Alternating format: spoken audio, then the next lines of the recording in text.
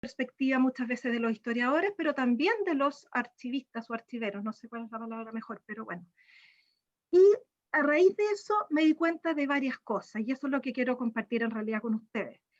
De partida, el tema empieza, si bien la revista es del año 38, el tema empieza a aparecer en la revista en la década de los 50. Cuestión que no es de extrañar en realidad, porque esto tiene mucho que ver con el desarrollo de las tecnologías de partida, que es lo que les estoy poniendo acá, y me di cuenta que fundamentalmente en esta revisión la historia y la evolución de la entrevista o cómo se aborda la entrevista depende de tres grandes ejes o pilares, que son los que tienen en pantalla. La entrevista se entienda como medio para algo o como fin en sí mismo.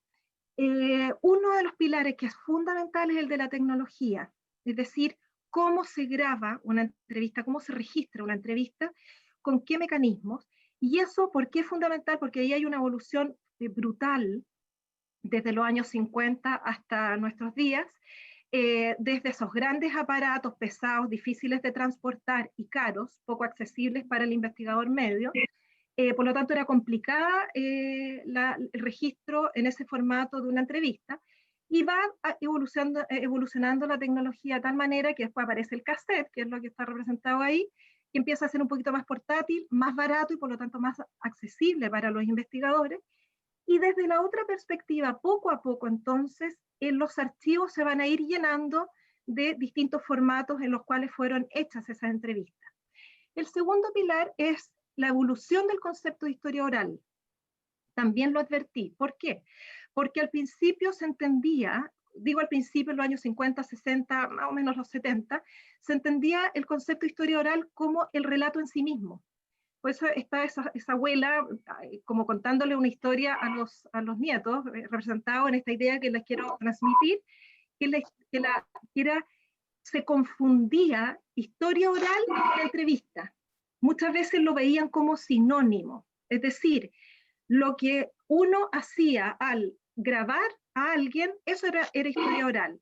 Ya a fines de los 70 y sobre todo en los 80 para adelante, eso va a cambiar y la historia oral no va a ser el registro en sí, la entrevista en sí, sino aquello que un investigador, y le hace un historiador, hace con ese material. ¿Ya? Ahí hay un cambio súper relevante. Y eso repercute en este tercer pilar, porque finalmente estos tres pilares se articulan entre sí, funcionan entre sí. Y el tercer pilar está representado por esos dos monitos peleando, que en realidad es el archivero por un lado y el historiador por otro.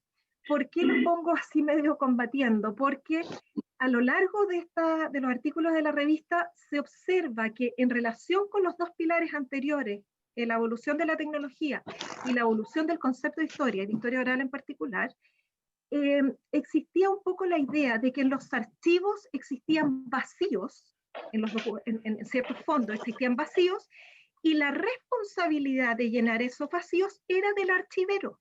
Es decir, eran ellos quienes tenían que, por ejemplo, ir a hacer las entrevistas para llenar esos vacíos. Por ejemplo,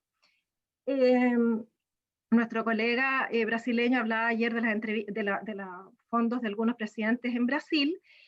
Supongamos que existe un fondo presidente X y nos damos cuenta que en ese archivo, en ese fondo, no se sabe nada de la infancia del presidente. Bueno, bajo esa lógica era el archivero que tenía la responsabilidad de ir a entrevistar gente y recabar información para llenar ese vacío. Una vez que se va distinguiendo lo que es la historia oral y se empieza a ver que ya no es la grabación o el registro en sí mismo, sino que es un producto historiográfico, por lo tanto un producto hecho por el historiador, y que la entrevista es un medio, no el fin, es un medio para ese producto, entonces esa responsabilidad va a ir pasando a el historiador, y va a ser el historiador el encargado, por decirlo así, de llenar esos vacíos. Es decir, ahí es increíble cómo en la revista, en los artículos, uno va viendo el cambio totalmente de roles. 13 minutos. ¿Perdón? Ya. Y finalmente, lo que yo hice con esta revisión lo dejé lo publiqué en una revista, que es la revista de Historia Social y de las Mentalidades de la Universidad de Santiago. Este año, 2020, está ahí el título del artículo. Y descubrí dos cosas. Todo el periodo de la revista, uno puede decir que más o menos a lo largo de las décadas del 70 hay un cambio importante. En esta primera etapa, los 50, 60, por ahí hasta los 70, los énfasis están dados en la tecnología en relación con la creación de la entrevista y la metodología durante la entrevista. Se discute el tema de los costos, las cintas de grabación se usan y se graban una encima de otra, se reflexiona sobre las interrupciones, algunos dicen que es mejor no grabar porque la gente se cohíbe, y acá la figura clave es el transcriptor, el que transcribe la entrevista. Y lo que a mí me sorprendió, hasta acá nada demasiado extraño, pero lo sorprendente es que lo que se valoraba entonces y lo que pasaba al archivo era la transcripción, o sea, el papel. Eso era lo importante. Y por lo tanto, ahí había un entrevistador, un entrevistado y un transcriptor, al menos, si es que no había un cuarto, que era el traductor. Pero el papel era lo importante, todavía en la cultura del papel. En cambio, a fines de los 70 y sobre todo en los 80 para adelante, vemos otra cosa, que los énfasis de los artículos van por el lado legal y por el lado ético, es decir, la tecnología o la preocupación por la tecnología ya no está en el durante la entrevista, o sea, para el registro, sino que para el usuario, es decir, cuando ya está albergada en el archivo y por lo tanto todos los problemas, los cambios de formato que ustedes saben y conocen mucho mejor que yo.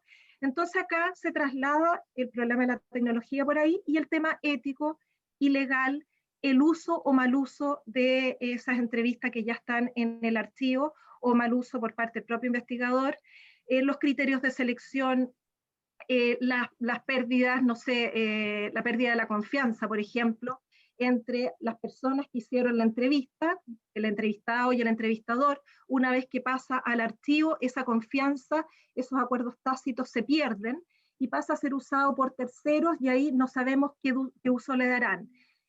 Y en ese contexto, el material más valorado, aquel que se valora que pase al archivo, cambió totalmente porque empieza a ser el registro original. Obviamente la tecnología es mucho más barata, que va a ser cintas, cassettes, videos o lo que sea, pero ya no es el papel. ¿Por qué? Porque ya se valoran los gestos, la atmósfera, los titubeos, etcétera, etcétera. Y eso entonces coincide con una madurez del concepto de historia oral, que finalmente es un producto, no es el registro en sí, sino que el producto, aquello que hace el historiador en base a ese material. Con esto termino, Matías. Muchas gracias. Muchas gracias, Jacqueline. Ahora vamos a escuchar a María José Bani del Archivo Manuel Vázquez de Santa Fe, Argentina. Y su presentación se llama Profesionales a sus archivos, archivo personal y biblioteca especializada en archivística, archivero Manuel Vázquez. Buenas tardes. Acá estamos. Sí, el título intentaba eso, llamarles la atención a todos y ponerlos a preocuparse a ordenar sus propios archivos, algo que estuvo saliendo muchos estos días.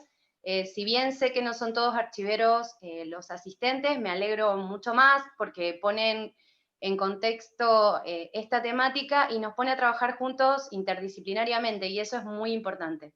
Voy a poner una presentación en pantalla. Les cuento que el tema es muy amplio. Algunos que están acá se van a emocionar y demás.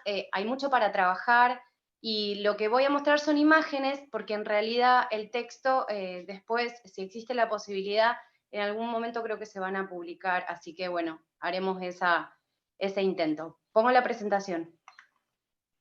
A ver. Compartir. Díganme si se ve. Sí se ve. ¿Se ve bien? Pero sí, no se ve la presentación. Ahí está. Ahí se ve mejor. Perfecto. Bien. Hay cosas que no se van a leer porque son muy chiquititas, están puestas a modo de ejemplo. Para los que no lo conocen, Manuel Vázquez fue uno de los archiveros más importantes de América Latina. Sus productos llegaron hasta España, Portugal, China y muchos lugares más. Así que les voy a mostrar brevemente lo que tenemos.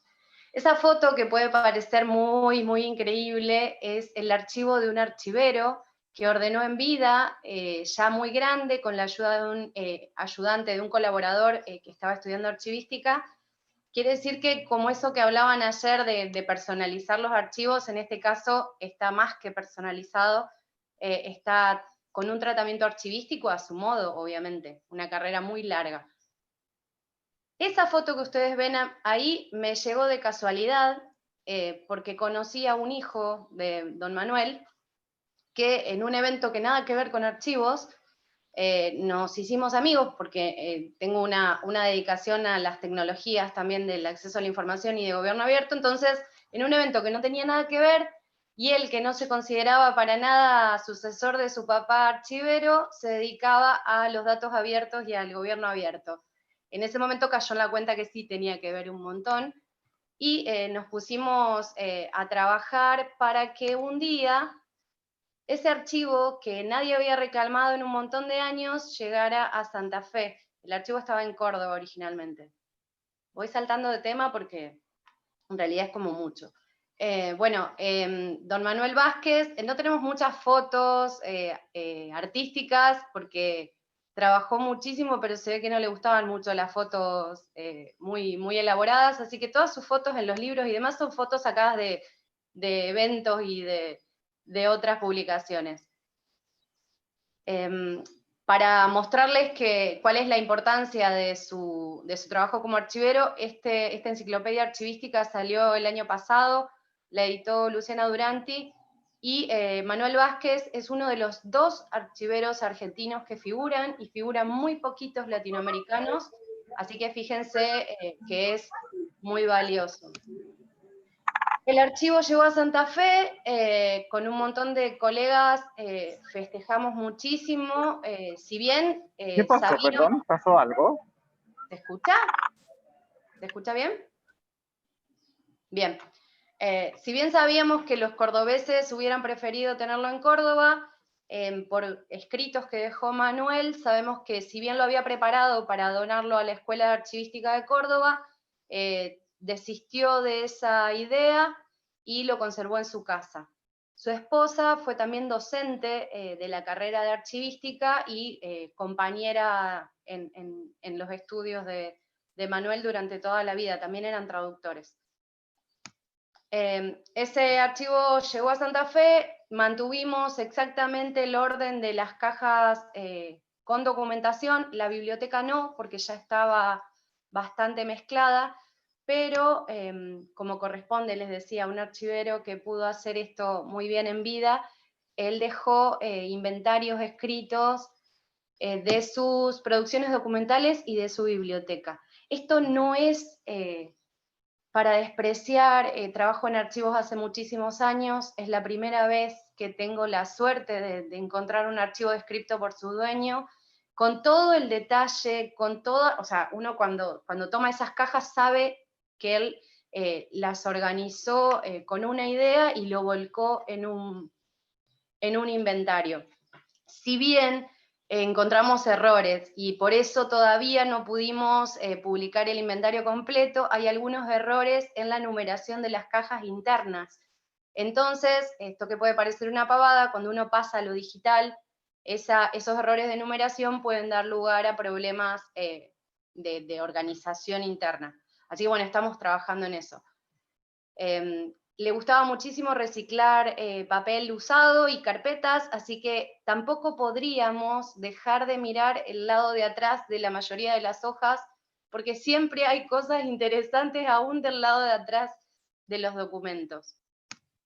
Esto que se ve acá, tan chiquitito, espero que algo puedan leer, es la composición de las cajas. Como les digo, es ordenado en vida de él, por lo tanto, él tomó la decisión de los nombres de las carpetas y no vamos a poder cambiarlos, salvo hacerle aclaraciones que consideremos pertinentes en alguna que pueda no entenderse. Es una organización que se va a mantener. Bueno, ya les voy a contar cuáles son las más interesantes. En realidad son todas, porque uno abre una caja al azar y encuentra cualquier maravilla, así que, bueno, sepan disculpar mi emoción, no es fácil trabajar con este archivo. A modo de ejemplo les voy a ir mostrando qué se puede encontrar ahí adentro. Apuntes de clases. El que está arriba, a la derecha, a la izquierda, digo, ese es de 1975. La mayoría, los que son archiveros, los han tenido como apuntes de clase en las materias de archivística de casi todas las universidades y escuelas de archivística. Han circulado en fotocopias por todos lados, y ahora tengo la suerte de tener los originales. Ese que es del 75, ese no lo conocía, y está un poquito en mal estado por la edad que tiene, y lo hizo en compañía de su mujer.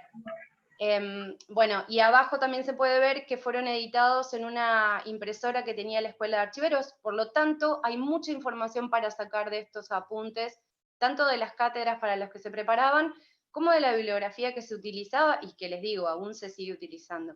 Y el que está arriba de todo a la derecha es, o no sé si ustedes lo ven a la izquierda, ese es un apunte sobre la historia de la Escuela Archivística de Córdoba, que circuló sin su nombre, y él, en su reseña particular a la que tengo acceso, pero es un acceso restringido porque tiene datos familiares, él coloca que circuló sin su nombre, pero que era de su autoría. Por lo tanto, también se vuelve en un dato súper importante. Bueno, sigo rápido porque si no me van a retar. También se dedicó a la traducción junto con su esposa, hacían traducciones y transcripciones de documentos, trabajaban muchísimo eso, porque no llegaban apuntes ni bibliografía muy moderna a Córdoba, entonces ellos se dedicaban a mantener al día toda la bibliografía. Son muy importantes también las notas de traducción, e incluso algunos no se imprimieron luego, no se editaron, y circularon igual sus traducciones, borrador sería. A modo de ejemplo, algunas de las publicaciones de libros que tuvo, algunos pueden conocerlos y otros no, porque por ahí se conocen los libros más antiguos, y los más nuevos incluso no llegan a las bibliotecas de las carreras que tenemos. Algo que hacía y se tomaba muchísimo el trabajo era corregir permanentemente sus publicaciones y las del resto. Por lo tanto, casi todos los libros que están en la biblioteca están intervenidos, y ya les voy a mostrar, pero la mayoría corregía las citas de los libros que él conocía, corregía los errores ortográficos y los conceptos que él consideraba que estaban mal. Por lo tanto, uno está leyendo y por ahí se encuentra, y parece que lo escucha, decir que alguien se había equivocado en un concepto porque lo escribe arriba y pone la definición que él considera. También hay montones, y en esto todavía no hemos podido trabajar, de publicaciones de todos los lugares que se les pueda ocurrir, incluso algunas que no tienen circulación fuera de sus regiones, en las que tomaban textos de él y los reproducían. Por lo tanto, el trabajo a seguir es muchísimo. Otra cosa es que él recopilaba las publicaciones donde lo citaban, aún antes del seguimiento de citas que se hace ahora con los sistemas online que hay disponibles. Arriba van a ver una que está en chino, porque un colega lo invitó a colaborar en sus publicaciones, y luego él fue a China en el año 2001 a dar unas conferencias. Ya era muy grande, falleció en el 2013, pero con 80 años. También tuvo un paso fugaz por una editorial propia con un colega cordobés, que esto no duró mucho, pero también esto lo pueden haber visto en fotocopias, digo fotocopias porque es como llega a los estudiantes generalmente, perdón, en otros países no se utiliza el tema del fotocopiado, pero en el nuestro no llega la bibliografía original a la mayoría de los lugares del país. Y esto es algo en lo que él se anticipó muchísimo, tuvo mucha dedicación a la parte tecnológica a pesar de su edad. Él empezó muy grande a estudiar archivística porque había sido sacerdote antes, y cuando decide dejar los votos y casarse, empieza a estudiar archivística, pero ya en los 70. Por lo tanto, lo agarró con una licenciatura en teología encima, que había estudiado afuera del país incluso. Y le interesaba muchísimo la tecnología, y desde muy temprano tuvo una página web, con datos básicos obviamente, y había publicado la bibliografía que no llegó a editar.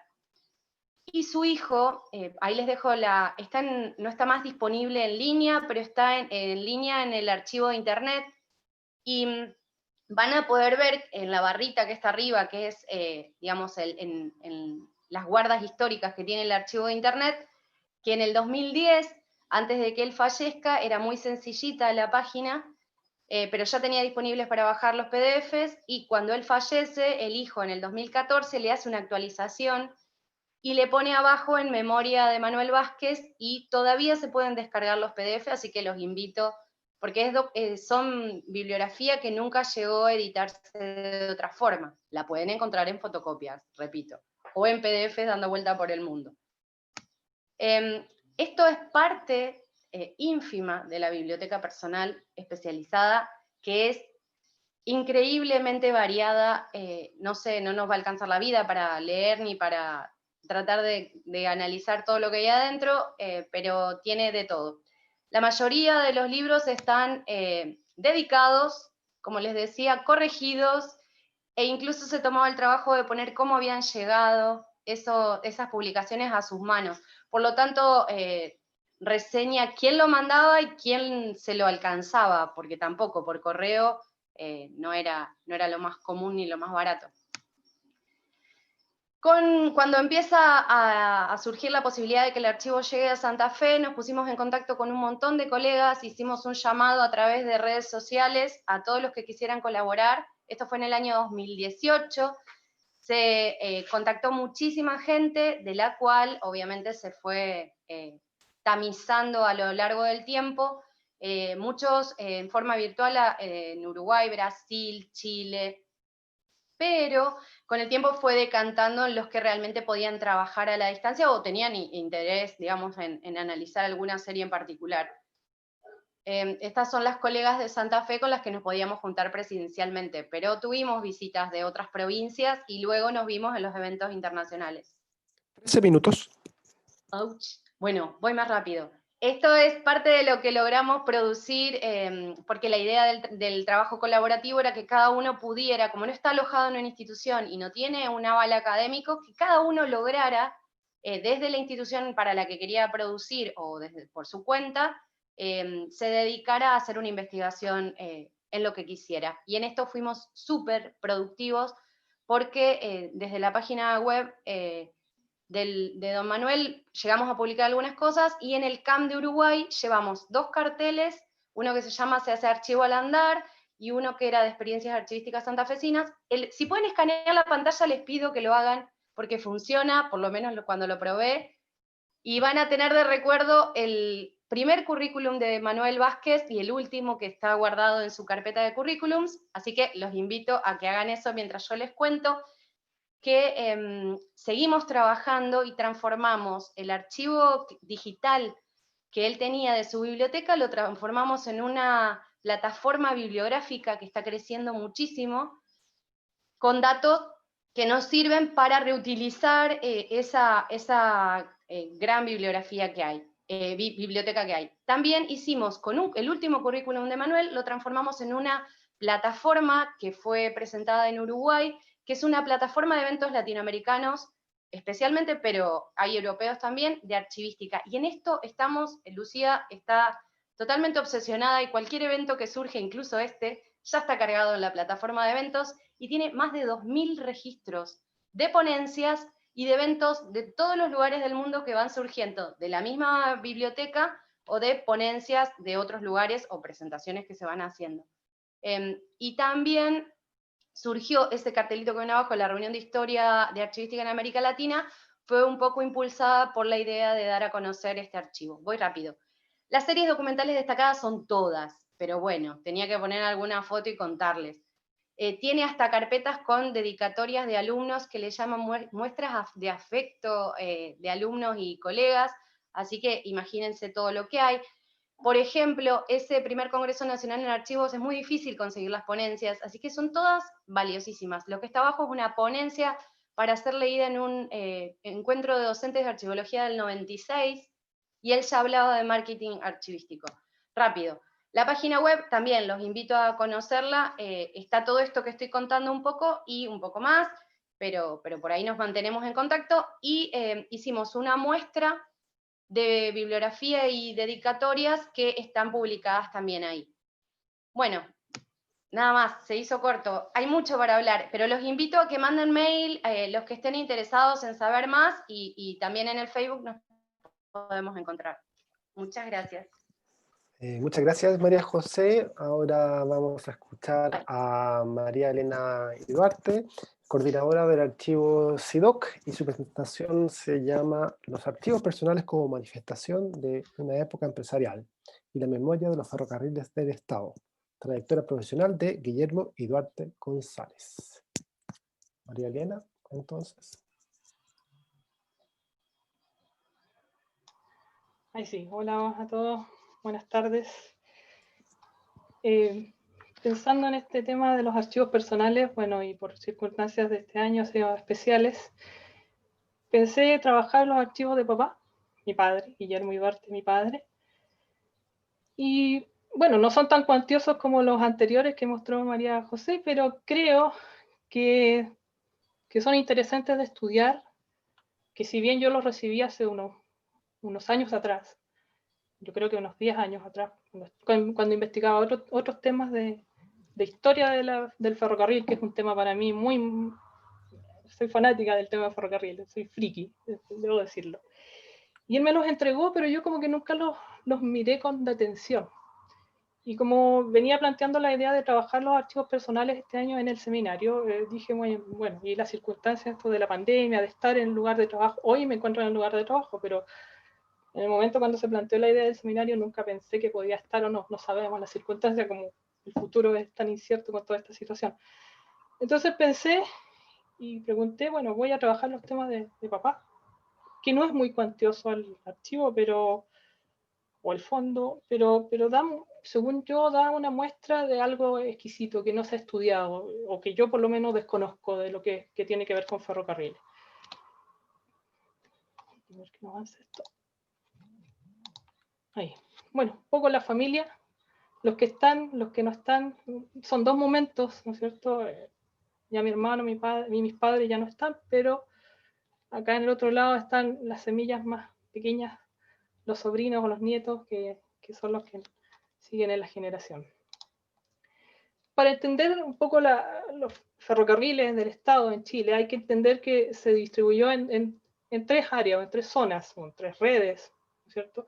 La red de La Calera a Iquique, en la zona norte o red norte, la red central o la zona central, desde Valparaíso a Santiago y sus ramales respectivos, y la red sur, ¿no es cierto? Desde Santiago a Puerto Montt. Y respecto a la explotación del servicio, se divide en tres áreas, o se dividía en tres áreas.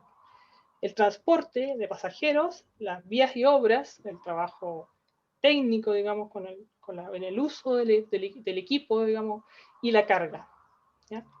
Estas ideas son, bueno, mucho más complejas de estudiar, pero para que tengan en cuenta lo que voy a plantear, ahí hay un plano, o sea, un mapa de Chile donde más o menos muestra las áreas que yo digo. Este es de Santiago, ¿cierto? Al sur, Santiago al norte, y la zona central que va de Valparaíso a Santiago. Con estos archivos, que son no más de 100 documentos, como muchos, más de 100 documentos, no alcanza eso, me permite reconstruir el currículum de papá, de Guillermo, y empezar a mirar esto, a observarlo, a analizarlo hace poco, y decir, bueno, él ingresó a la empresa en el año 61 a través de un examen, y hay documentos de esos exámenes, libros, donde él se tuvo que preparar, trabajos técnicos, que ingresa inicialmente como aspirante, reemplazante. Esa palabra de reemplazante lo pensé ahora y recordaba algunas conversaciones que tuve con él en algún tiempo atrás, y me decían, nosotros estábamos ahí y hacíamos lo que era necesario hacer. O sea, no teníamos un servicio, o no estábamos destinados a nada, pero estábamos ahí, si teníamos que ir a barrer, si teníamos que trabajar en las máquinas, si teníamos que ser fogoneros, si teníamos que... Ahora, un detalle, detrás la imagen que hay corresponde a la estación de Copiapó. Mi papá nació en Copiapó y ahí comenzó su labor como ferroviario. En el año 62 se convirtió en movilizador nocturno de la estación de Castilla, estación que está al sur de Copiapó, y que hoy día, bueno, ya casi prácticamente la ruta al norte no existen muchos rastros, hay edificios destruidos o restos muy... Esta estación ya creo que no existe. Luego, el año 65, estuve en Ingeniero Santa María, en La Ligua, y hay aquí una movilidad, él se va moviendo, hay una movilidad cada vez que va adquiriendo trabajos nuevos dentro de la empresa, y ese es un tema que también voy a tratar más adelante. El año 67 es administrativo, no he podido saber qué tipo de trabajo realiza en ese momento, pero ahí podemos después entrevistar a mi familia y recabar más detalles. El año 68 se pasa a la red central, o sea, Valparaíso Santiago, y se convierte en conductor. El conductor es el que va a cargo del tren, el que lleva la gorra, si alguien recuerda. Hoy ya no existe ese sistema porque prácticamente el ferrocarril no tiene el sistema de conductor ni asistente, pero sí en esta época existía esa función. Ya estando, bueno, la familia se traslada a Quillota y hay una movilidad, o sea, desde Copiapó hacia el sur, la movilidad que va teniendo mi familia. Los años 80 se transforma también en administrativo, siempre en el área de transporte, si no se dan cuenta, en estaciones, administrativo en trenes o en distintas estaciones, ¿cierto? Luego como jefe de estación, ya en Quillota también, y luego nuevamente a conductor. Él decía que como conductor era más valorado el trabajo dentro de ferrocarriles, porque había un riesgo también de trabajar y la responsabilidad, riesgo por el transporte, de estar viajando permanentemente y por la responsabilidad que cabía porque era el jefe del tren, por decirlo de alguna forma, una responsabilidad que le cabía en el uso del equipo del tren, tanto del equipo como de los pasajeros. Cosas que se hablan en ferrocarriles. Y el año 93 ya para hacer el retiro, baja de los trenes, digamos, y va a la estación de San Pedro como a mayordomo de patio. También un trabajo técnico, trabajo más funcional. Ahí desconozco un poco cuáles fueron las funciones exactas, pero ya trabajando en tierra, por decirlo de alguna manera. Y ahí se produce el retiro. El retiro es ese año se crea una ley especial para un retiro masivo de funcionarios de ferrocarriles. Ferrocarriles tuvo una gran reducción de personal, una transformación que implicó esta reducción y una ley especial que redujo mucho personal. Todo por la modernización del transporte, ya otro periodo de la época del transporte en Chile. Las características del documento del fondo de papá. Yo inicialmente había pensado solamente en el tema del ferrocarril, pero dándome cuenta después, analizando y revisando y organizando un poco, o sea, tratando de no desordenar su orden, el orden que él había de alguna manera dejado, me di cuenta que tenía más que temas de ferrocarril. Estaban los temas de su trabajo posterior a la jubilación, se dedicó mucho al tema de la pintura y la cerámica, arte.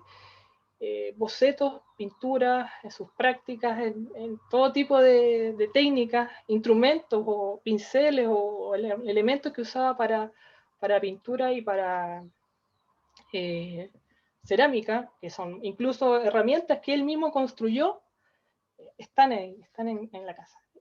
Y otras actividades que también, que a mí siempre tuvimos un poco de problema, a mí no me gustaban mucho esas actividades porque era muy vehemente y se metía mucho en esos temas de la Federación Mutualista, era dirigente, y yo decía, pero ¿para qué tanto problema? Pero bueno, yo no tengo mucho que opinar aquí, pero él fascinado con esas discusiones de mayores o de señores con otra mentalidad.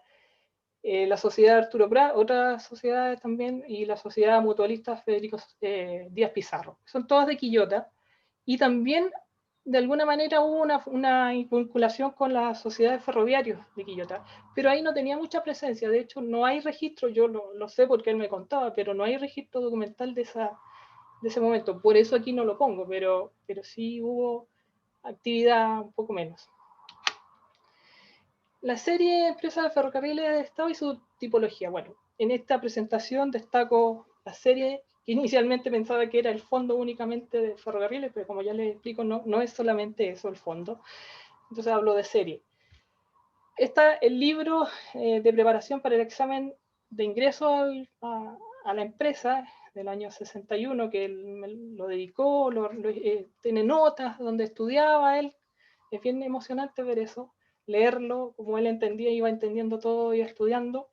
El nombramiento o destinaciones, aquí cuando yo les hablaba de la movilidad social, esto es lo que encuentro entretenido, interesante, no tanto por la experiencia de familia, sino que los nombramientos y las destinaciones permitieron que la movilidad familiar fuera, o que la familia tuviera una dinámica distinta tal vez a la que planificaba como familia, sino que en el fondo era el ferrocarril el que decía, bueno, usted se va y se traslada, y la familia se traslada completa, y todo.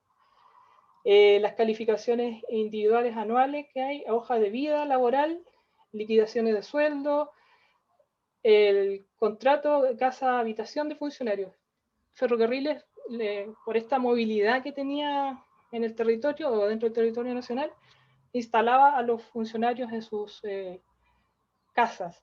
Pero eso tenía una implicancia legal, o sea, el hecho de darle casa a los funcionarios implicaba que el funcionario estaba 24 horas disponible para la empresa. 24/7. Y sí, era a veces un poco, o sea, había que compatibilizar un poco con la vida familiar, pero es así, o fue así, en el caso nuestro. La normativa de retiro, que ahí hubo, como les mencionaba antes, una normativa, un retiro especial, un grupo grande de funcionarios y las liquidaciones de jubilación. Aquí alguna muestra.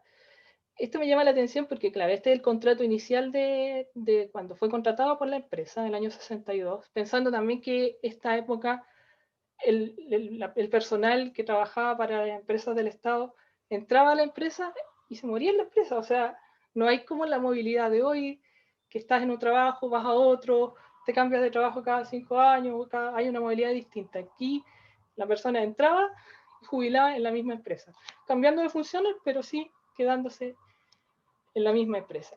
Me llama la atención y algo que mencionó María José, este documento, no lo escaneé, pero habría sido bueno escanearlo, detrás tiene escritos que no tienen que ver con el documento en sí del contrato. Tiene que ver con, yo creo, pienso, no sé, con el reciclaje del material, simplemente, me parece. No me queda claro, porque hay otra información de ferrocarriles, no sé si está escrita lo que él tenía que hacer, no me queda claro esa. Pero igual es interesante analizar por qué ferrocarriles, tal vez por la lejanía de Copiapó a Santiago y la cercanía de tener materiales disponibles, pero bueno, igualmente válido porque tiene el sello de ferrocarriles y las firmas correspondientes. Este otro, los nombramientos de destinaciones y la movilidad. Este es el nombramiento cuando mi papá estaba en Huaquén, ¿cierto? Cerca de La Ligua, en la estación, y es nombrado para ser conductor. Y se debe trasladar a la zona central, o digamos, cerca de entre Valparaíso y Santiago. Y en este caso, la que se debió destinar también fue mi mamá. Mi mamá era profesora y en el momento también ella trabajaba para el Estado, los profesores tenían una función estatal, digamos, o del ministerio, y pidió traslado y tuvo 3 alternativas, Calera, Quillota o Viña del Mar, donde ser destinada ella. Y eligió Quillota. Bueno, así el destino. Podría haber elegido Viña del Mar, pero bueno. Y en Quillota se quedó, y en Quillota estoy yo todavía. Aquí también las calificaciones individuales me llama la atención también cómo va evolucionando un poco el sello, las características documentales, la descripción más formal del año 62 al año 75, un documento mucho más elaborado por la empresa. Además que llama la atención también que no es solamente lo que dice o lo que expresa, sino que hay asociado mucha normativa interna de la empresa. Entonces, esa parte yo no la he realizado, pero espero hacerla ya pronto, de analizar toda esa normativa que cada uno de estos documentos menciona, porque no solamente el nombramiento o la evaluación que dice relación con Guillermo Ibarte, sino que es en relación a muchas otras funciones, otras reglas y normativas internas de la empresa, y eso lo encuentro interesante de analizar. Acá es la hoja de servicio que también abajo presenta alguna normativa que tiene que ver con la normativa de retiro que yo les mencionaba.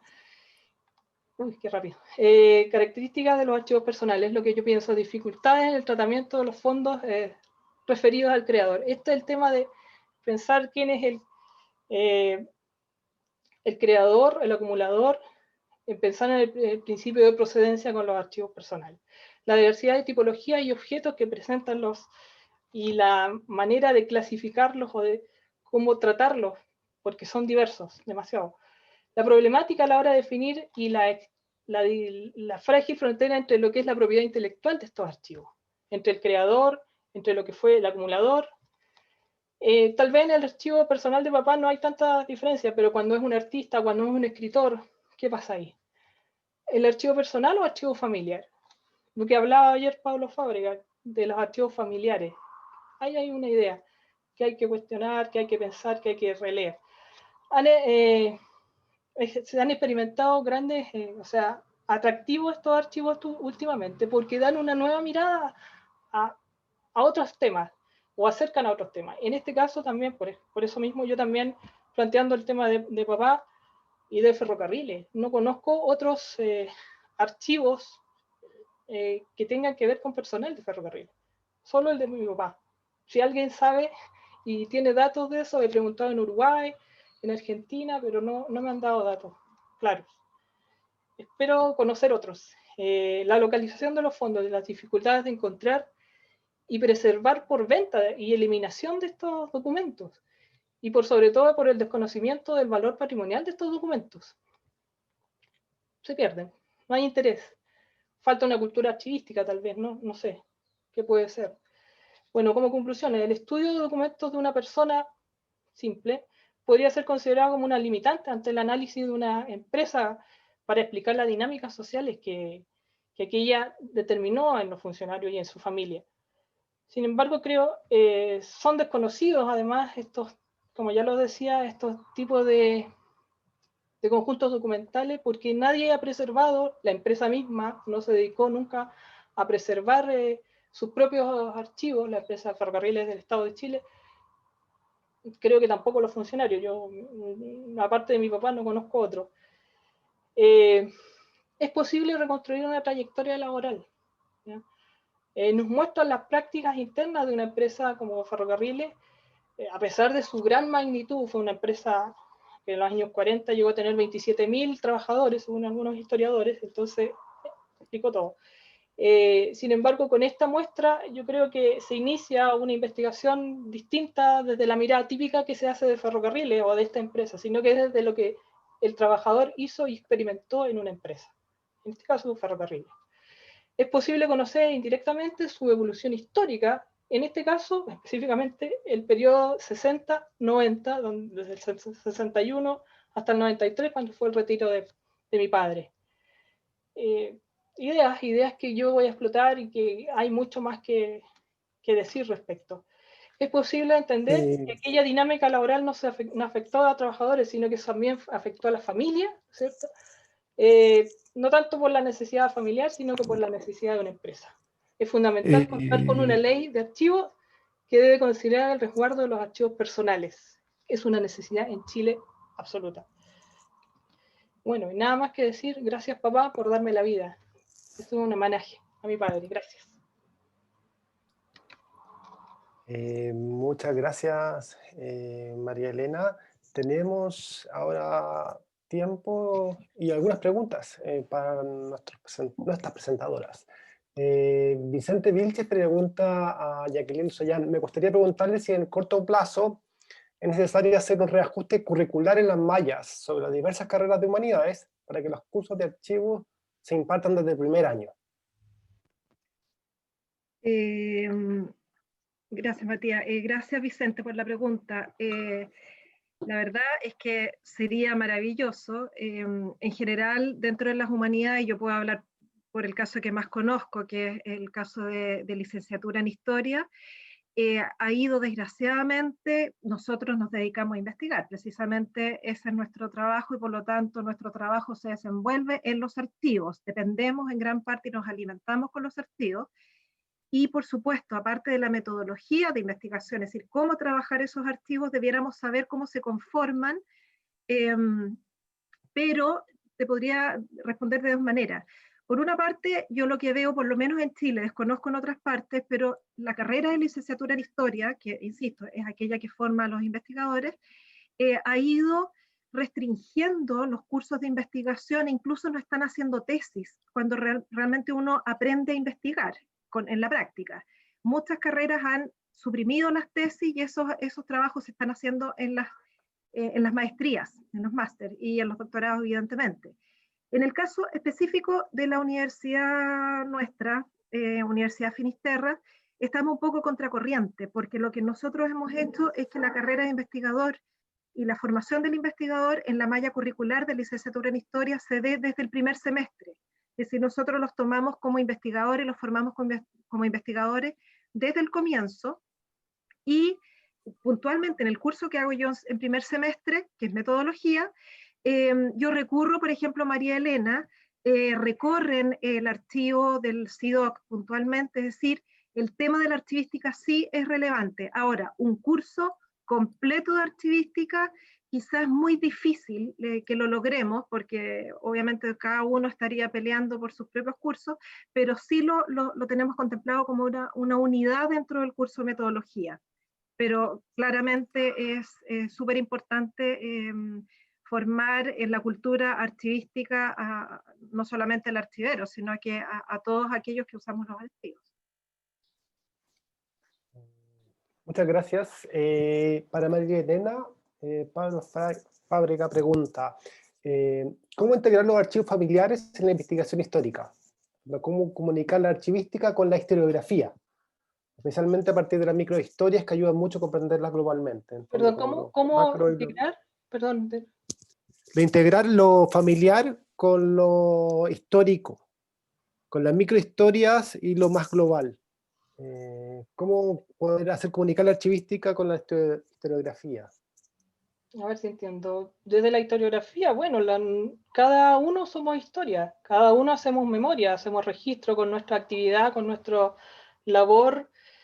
Como yo lo he querido demostrar acá, una persona dejó un registro que no se había una mirada distinta, y esa mirada distinta rescata una forma, una historia no antes vista desde una empresa, puede ser ferrocarriles en este caso, pero hay cantidades de empresas textiles, y yo creo que usando las metodologías, ya sea de entrevista, ya sea de la heurística y hermenéutica en los documentos, podemos hacer historia y la microhistoria. Ahora, validar, y es la duda que tengo y que podemos seguir discutiendo, validar desde una persona o desde un registro documental como este, específico que yo mostré, y por eso me atrevo a mostrarlo, porque me lo pueden cuestionar y quiero que lo cuestionemos. O sea, no ha habido o por lo menos lo que yo he tenido experiencia en investigación de historia del ferrocarril en Chile, no he encontrado otro expediente laboral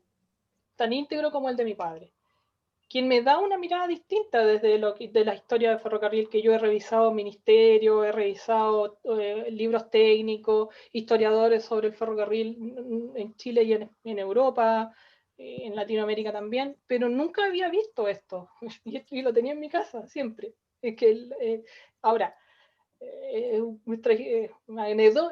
anecdótico, siempre estuvo ahí, pero ahora lo miro distinto porque esta documentación específica tiene una información que los libros de historia no tienen.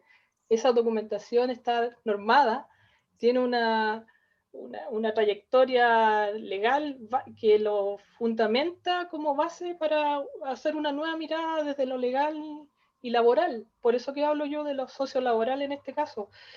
Y que, bueno, demostradamente lo vivimos nosotros como familia, el movimiento geográfico que tuvimos. Bueno, yo soy la menor, así que no fue tanto, yo nací en Quillota, de hecho, pero por algo nací en Quillota y no nací en Copiapó y no nací en Viña o no sé, o en otro lugar de Chile.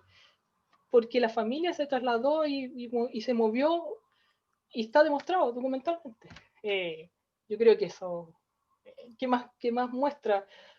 Ahora, cómo el historiador o el archivero o la archivera, historiadora, puedan demostrar eso y validar eso, bueno, ahí está el trabajo mágico de los investigadores, validar esa información. Yo creo que en este caso se valida. Si alguien dice lo contrario, que por favor me lo diga. Verónica Carmona le pregunta a María José Viani, ¿en el archivo encontró documentos inéditos? Sería interesante darnos a conocer. Sí, hay muchísimos y estamos trabajando en eso. Hay idea de la familia de fomentar esa publicación. Ya les digo, algunos los publicó él, pero hay montones de ponencias, de escritos. Es más, dice escritos inéditos la caja, así que no es que hay que andarlo buscando, él lo dejó en una caja que dice escritos inéditos, como corresponde. Por lo tanto, hay muchísimo para trabajar. Por eso era un proyecto colaborativo, o sea, sigue siendo un proyecto colaborativo. El COVID nos apuró también con esto. Es más colaborativo que nunca, porque cada persona puede trabajar la línea que más le parezca. Obviamente tenemos que tener cuidado con las series que contienen datos personales o las de correspondencia, porque no se trata solo de digitalizar rápidamente y subir a las redes, porque hay correspondencia con la mayoría de los escritores de archivística de Latinoamérica y Europa, y no se puede esa correspondencia digitalizarla sino más, tiene que tener otro tratamiento. Pero bueno, hay mucho para trabajar en todo lo que hay y también inéditos. Gracias. Jacqueline, hay varias preguntas para ella, y después yo creo que María José también tenía varios comentarios que hacer, que por ahí los dejó dispersos. Te preguntan, Jacqueline, Alma pregunta, desde su punto de vista, ¿están suficientemente valorados por los investigadores los videos, grabaciones, transcripciones de archivos personales como fuentes primarias de investigación? Y por otra parte te pregunta Catherine, ¿a quién le pertenecen mis palabras en relación al proceso de investigación? Mis palabras no del título de tu ponencia. Esas eran dos preguntas para ti. Perfecto, gracias Matías. Con respecto a la primera pregunta, sí, muy valoradas, y de hecho, bueno, los historiadores obviamente trabajamos, y los investigadores en general, en los archivos formales, archivos nacionales o archivos de alguna institución, etcétera, pero cuando por alguna razón, como el caso de María Elena, nos llega un archivo personal, un archivo desconocido, algo que se está armando, y sobre todo cuando es muy rico, que es muy amplio en sus contenidos, me imagino que es equivalente a un egiptólogo encontrar unas momias como está pasando ahora, es decir, realmente es eureka, maravilloso. Entonces sí, son muy valorados. Lo que sí ocurre, sobre todo con los audiovisuales, cuando hay muchos formatos distintos, que a veces son metodológicamente difíciles de trabajar. Entonces, son un regalo, la verdad que lo entendemos así como un regalo, pero a veces ese es el pequeño problema, que bueno, ustedes lo saben mejor que yo, que a veces el formato del archivo está en un formato tal que ya no tenemos ningún aparato como para verlo. Eso es un problema y por lo tanto a veces una seria dificultad, pero de valoración sí, absolutamente. Y con respecto a la segunda pregunta de Catherine, el título, porque ¿a quién pertenecen mis palabras? Cuando yo les decía que estos ejes o pilares articuladores del tema de la entrevista en relación con método para recabar información y que llega eventualmente, no siempre, a un archivo, en todo ese proceso han habido cambios históricos, y cambios históricos en relación con las tecnologías, con la idea de lo que es historia y finalmente con quién hace ese trabajo. Y por lo tanto, ¿a quién pertenecen las palabras? Es decir, esas primeras palabras dichas, por ejemplo, en una entrevista, el recorrido que hacen hasta que llegan a un archivo, hay muchas discusiones. Uno, la propiedad intelectual de esas palabras. ¿Son del entrevistado o son del entrevistador? En realidad la legislación chilena son de ambos, porque es una cuestión que se hace en conjunto, un producto en conjunto, una obra en conjunto. Pero también hay otras cosas. ¿Esas palabras son las del entrevistado o son las que entendió el transcriptor? Porque en el fondo de repente habían problemas de audio, y transcribió lo que él entendió. O son aquellas del traductor.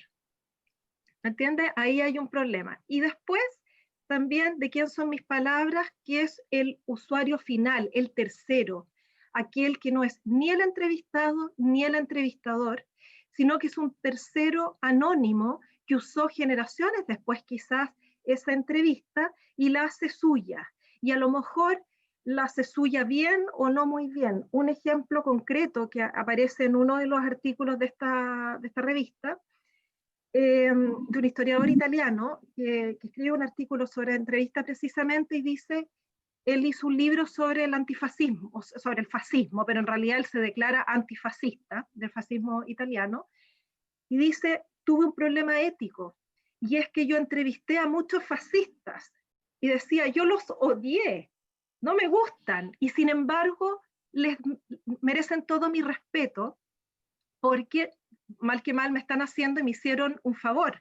Por lo tanto, cuando él vio que trasladaba esa entrevista a su libro, sabía que tenía que ser muy cuidadoso con esas palabras y no hacer decir aquello que los otros no habían dicho o no tergiversar. A veces la línea es muy sutil, es muy, muy sutil porque tiene que ver con tu forma de interpretación. No sé, Catherine, si te respondo un poquito, pero en realidad tiene muchas lecturas en realidad. Muchas gracias. Y el proverbio, ¿sabes tú de dónde viene? Porque Vicente está... Emilio, tú lo quieres saber, la fuente del proverbio africano.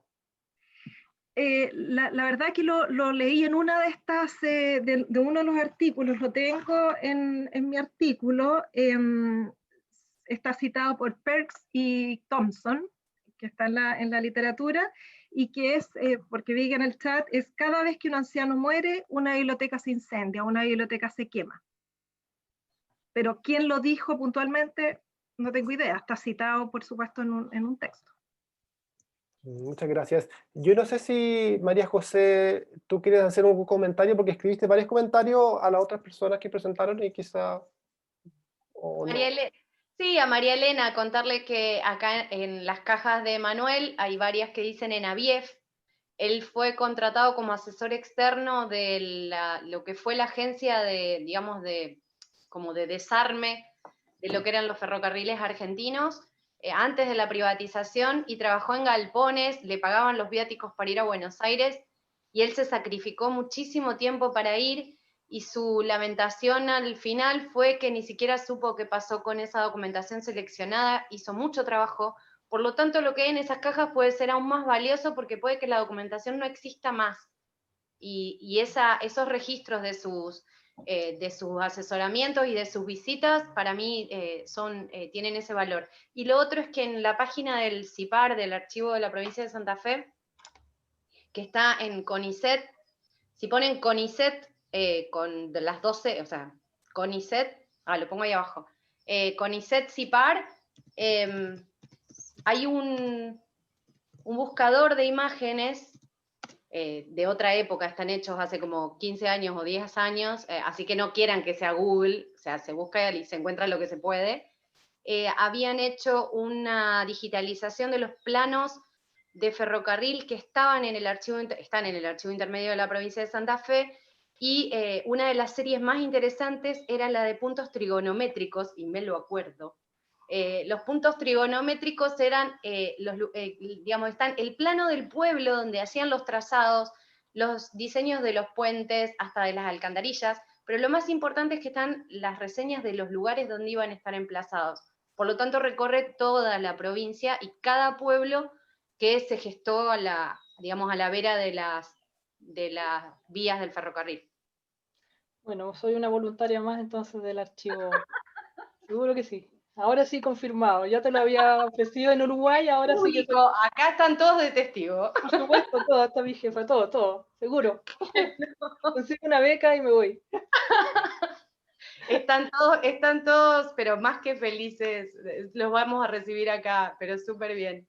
Sí, la pandemia en realidad nos cortó varias de las visitas internacionales que teníamos, porque a Santa Fe no venían, iban a Córdoba, a Buenos Aires, y ahora tenemos varios motivos para que vengan de visita. Así que bárbaro. Seguro. Muchas gracias a todos. Vamos a dar por concluir nuestra mesa y viene un descanso ahora y después viene una segunda mesa. Así que yo creo que en este mismo canal vamos a descansar y después podemos volver. Volvemos ¿les parece a las 4:20? 4:20, 4:22, para dejar ahí unos 10 minutos. ¿Ya? Así que los esperamos. Listo, muchas gracias. Gracias.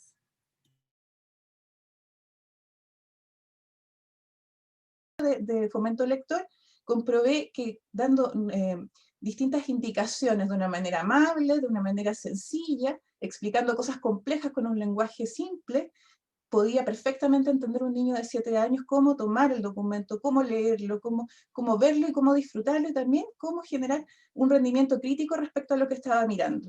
Por lo tanto, ahí fue una conclusión que tomé y dije, bueno, si mi hijo puede entender esto y un niño puede entenderlo, cualquiera puede entender cómo tratar con documentos.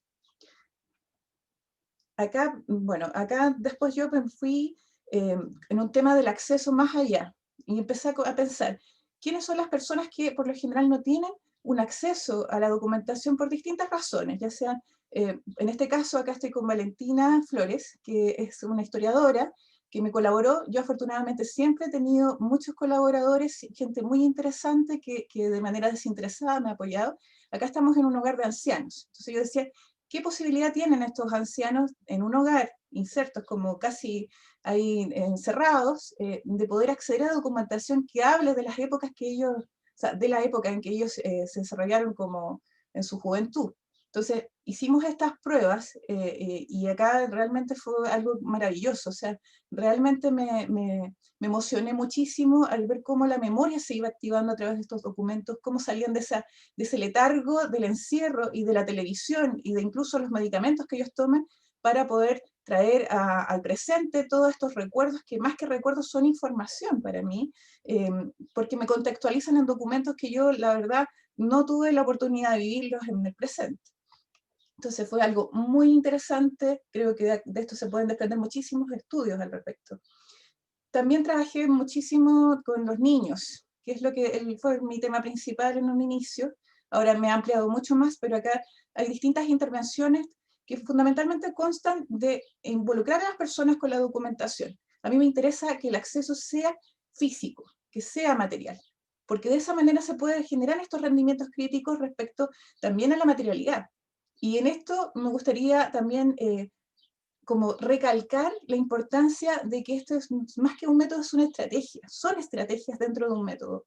¿Por qué? Porque por lo general las personas tienen muchas dudas respecto a la materialidad, que nadie o muy poca gente está dispuesta a contestar. Por lo tanto, es muy fácil llegar a la gente cuando uno le empieza a explicar cómo pueden manipular los documentos, cómo pueden conservarlos, de qué manera los guardan, cómo influye, por ejemplo, la luz frente a una fotografía. Todas esas cosas, ellos no tienen dónde encontrar esa información. Por lo tanto, siempre hay dudas respecto a eso, que tienen una carta de la abuela, que no saben cómo, que si la pegan con scotch o cinta adhesiva, y uno les va dando recomendaciones, igual como se la explica a un niño. Entonces, la gente tiene mucho deseo, mucho anhelo de entender, y esto es una estrategia, el archivo nómada, para poder llegar a ellos de una manera amable y también desde la praxis. Acá, por ejemplo, también en el tema del acceso, lo llevé a un lugar que ya, o sea, no un lugar, sino que distintos lugares donde ya se hacía muy difícil el acceso a este tipo de documentos, que es la cárcel, donde también pude, de alguna manera, romper totalmente ese prejuicio de que ellos no están interesados en este tipo de cosas, o como un lugar negado de la sociedad. Por lo tanto, igual ahí pude observar cómo ellos interactuaban con los documentos, cuáles eran sus dudas, cuál era la imagen del país que ellos habían dejado antes de la reclusión y que estaba hoy. Ahí también estoy con niños del CENAME, que es el Centro Nacional de Menores en Chile, donde también Había mucha gente que tenía prejuicios con ellos, como que no iban a tener interés, que realmente ellos no estaban para eso, y eso lo he comprobado con Archivo Nómada, siempre existe un interés respecto a los conocimientos documentales. Acá también estoy con don Archibaldo Peralta, que es el asesor histórico de la Municipalidad de Valparaíso, con quien yo voy comprobando las informaciones que yo voy dando, porque generalmente pido mucha asesoría a él, y él me comprueba las fechas, porque tengo una colección muy importante para mí de fotografías que se llama Resistencia Fotográfica para la Conciencia Histórica, que he ido yo misma digitalizando distintas fotografías, también bajando de internet, y él, como un hombre que entiende mucho la ciudad de Valparaíso, me puede corroborar las fechas de acuerdo al conocimiento propio de él, o también por distintas como pistas que dejan las mismas fotografías respecto a los autos, o cualquier indicio que pudiera generarme una data más segura, más certera. Bueno, acá está la experiencia internacional también, porque he tenido la oportunidad de exponer este trabajo en distintos lugares, y es ahí en Córdoba, en el 12 Congreso de Archivología del Mercosur, donde conocí precisamente a María José Bani, que acaba de exponer, y que de ese encuentro, de esa amistad, que es con un grupo de archiveras de Santa Fe, resultó este viaje también hacia allá, hacia la ciudad, donde pude conocer también el archivo de Manuel Vázquez, que es una maravilla y que realmente para mí es toda una inspiración. Y acá vemos trabajo de campo allá. Estamos trabajando con la documentación, vamos analizando también tanto el contenido como el continente. También hay una experiencia muy interesante que se ve acá donde está el logo, que es ella, María Elsa Rodríguez, con quien pudimos compartir también lo que fue el archivo de Osvaldo Rodríguez Musso, el gitano Rodríguez, que también tuvo la oportunidad de abrir este seminario, la ponencia de mis colegas Silvia Rull y Lorena López. Yo colaboro con el archivo de Osvaldo Rodríguez Musso desde el año 2016, cuando hice mi tesis ahí. Y también lo he hecho itinerar a través del archivo Nómada. Genero muchas alianzas, esa es la idea para mí, por lo menos la multidisciplina y la alianza con distintas personas, porque mi deseo es que esto se replique, que este tipo de actividades se repliquen, porque creo que hay una gran necesidad, y los profesionales que trabajamos al respecto no damos abasto, y es muy bueno que la sociedad sepa cómo tratar con sus documentos. Otra experiencia que tuve en México me abrió un mundo que yo no conocía. Sin embargo, yo tengo una base de trabajo con el arte. Tuve la oportunidad de estudiar como alumna libre en la Escuela de Bellas Artes de Valparaíso, y ahí también entendí el tema de la materialidad gracias a un curso que tomé con Manuel Concha, que es un conservador restaurador de acá de Chile, donde nos habló mucho de la biología, de la química y la física que había detrás de las materialidades de la pintura. Eso que, bueno, fue el 2012, fue hace bastante tiempo, pero en mi viaje con el Archivo Nómada a México, que fui precisamente a la ENCRIM y a Lina, acá yo pude trabajar con la gente que estaba justamente en la Escuela de Conservación y Restauración y Museología. Entonces, este trabajo con los documentos fue muy interesante, porque no solo nos concentramos en el tema de la información que contenía los documentos, sino que fue mucho más allá. En laboratorios pude estar observando con profesionales todas las materialidades y las distintas patologías que presentaban mis propios documentos. Esto me abrió totalmente un mundo muy interesante, en el cual me he ido dedicando ahora más bien con este tema de la pandemia. A ver, ahí sí. Bueno, acá en Chile también he intentado poder responder también a las invitaciones que me realizan en distintos lugares, porque quiero aclarar que yo no solo voy a instituciones, sino que mi rol fundamental y lo que más me gusta, de hecho, es ir incluso hasta las casas particulares, donde sea que se necesite. Yo llevo mi equipo, llevo mi documentación y vamos generando estas alianzas. Aquí estamos con unas ñañas, con unas mujeres que trabajan los telares, trabajan las telas en la estación Mapocho. Son mujeres mapuches con las que pude compartir una instancia sumamente enriquecedora.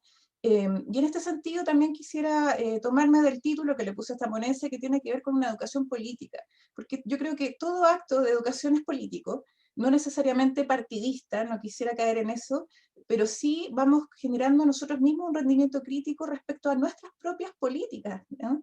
Y como país, como personas, e incluso como profesionales. Acá quisiera tocar el tema de la documentación popular, que para mí es sumamente importante.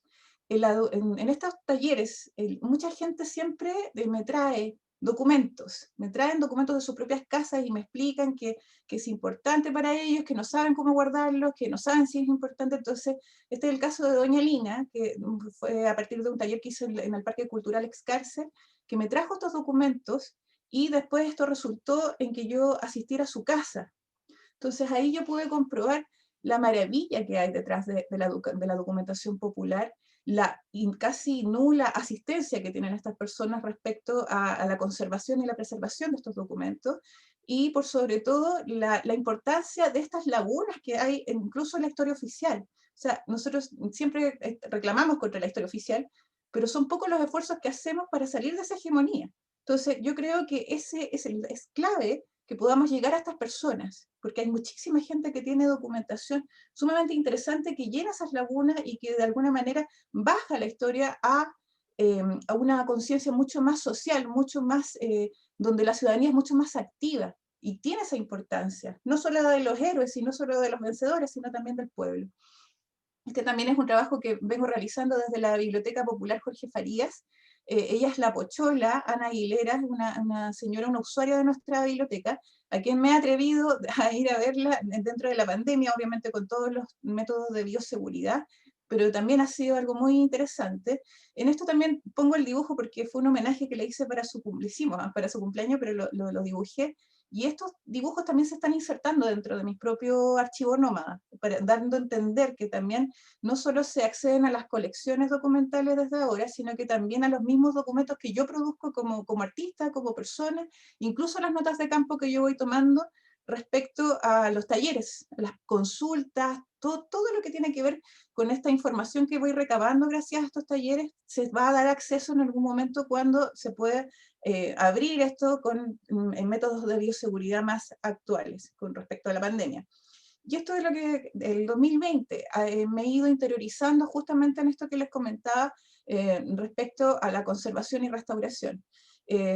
Gracias al 10% pude comprar varios insumos que me hacían falta, mejorar los microscopios, por ejemplo. Yo siempre he trabajado con microscopios, pero de muy baja calidad. Ahora he podido mejorar eso.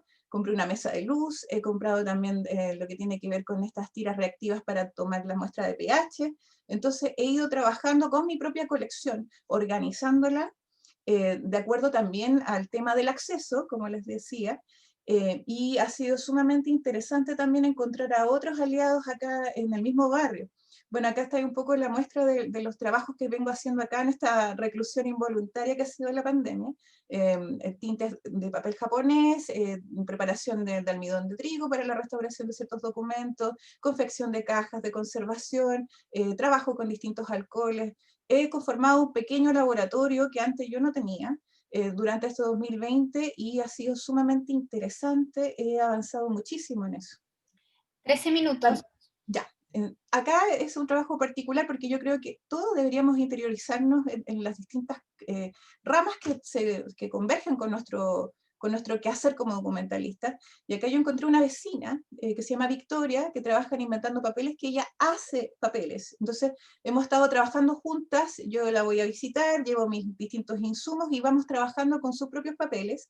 Y es interesante porque estamos, como la estoy asesorando para que ella pueda generar en algún momento sus propios papeles libres de ácido. Bueno, como conclusión, yo apelo a la multidisciplina.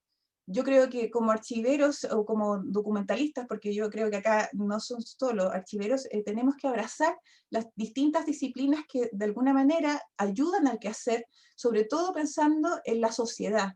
Creo que debemos centrarnos en la sociedad. Las universidades y los distintos institutos o lugares del saber que se dedican al conocimiento se deben a su sociedad. Y eso no podemos desmerecerlo. Eso no es esto una carrera para nosotros engrosar nuestros currículums, sino que más bien tenemos que servir a esa sociedad que tiene una demanda de conocimiento histórico respecto del pasado en el presente que no se está contestando. Nosotros somos esos enlaces, nosotros somos esos caminos que podemos hacer que estas personas puedan generar una historia mucho más justa, mucho más interesante desde el punto de vista de lo social. Creo que somos educadores no pasivos, somos educadores activos, y los invito también a contactarse conmigo en cualquier duda que tengan o cualquier asesoría o lo que necesiten. Por favor, escríbanme a mi correo que está ahí, archivo.nomad@gmail.com, y los invito a generar más puentes que muros. Eso, muchas gracias. Muchas gracias, Angeli, por tu presentación. Súper interesante, así que pueden ir escribiendo las preguntas en el chat los que quieran ir comentando. Vamos a pasar a la última ponencia de este seminario, así que le damos la bienvenida a Lorena Bracea, del Archivo Histórico Patrimonial de la Municipalidad de Viña del Mar, y a Ana Enrique Sorrego, decana de la Facultad de Educación y directora del Magíster en Docencia Universitaria de la Universidad de las Américas, que van a presentar la ponencia Fondo Vergara Álvarez del Archivo Histórico Patrimonial de Viña del Mar, valor de la organización y sus aportes a la investigación histórica del siglo XIX. Así que bienvenidas a ambas, y les dejamos aquí la pantalla para que puedan compartir. Ahí súper.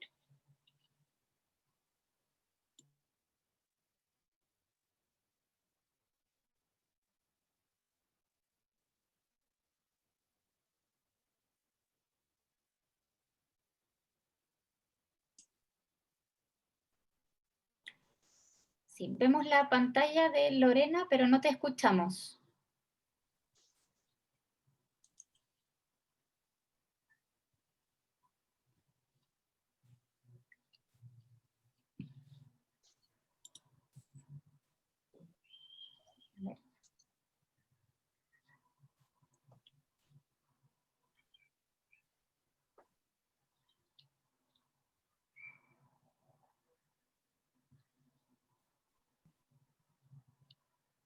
Sí, ahí vemos nuevamente la pantalla. Ahí sí, parece que ahí viene el audio. Sí, me voy a poner audífonos porque veo que por el equipo no me escuchaban, así que sí, ahora te escucho. No demorar esto. Gracias, Lorena. A retroceder. Ya, hola, buenas tardes. Primero que todo, agradecer la invitación al seminario, a CIDOC, a la universidad. Para nosotros, la verdad, como archivero y también como profesora de historia, es un tremendo aporte poder contar lo que nosotros hacemos como archivos. En el archivo que yo trabajo, un archivo municipal, pero que tiene una particularidad, que es lo que vamos a contar hoy día, que también tenemos fondos personales, que generalmente no se da.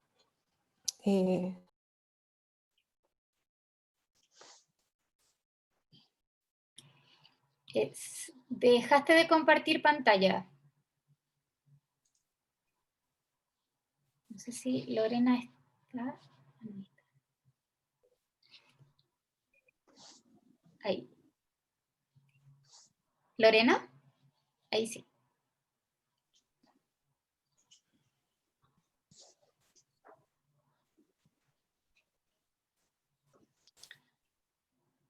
Ahí vemos tu pantalla nuevamente, pero no te escuchamos.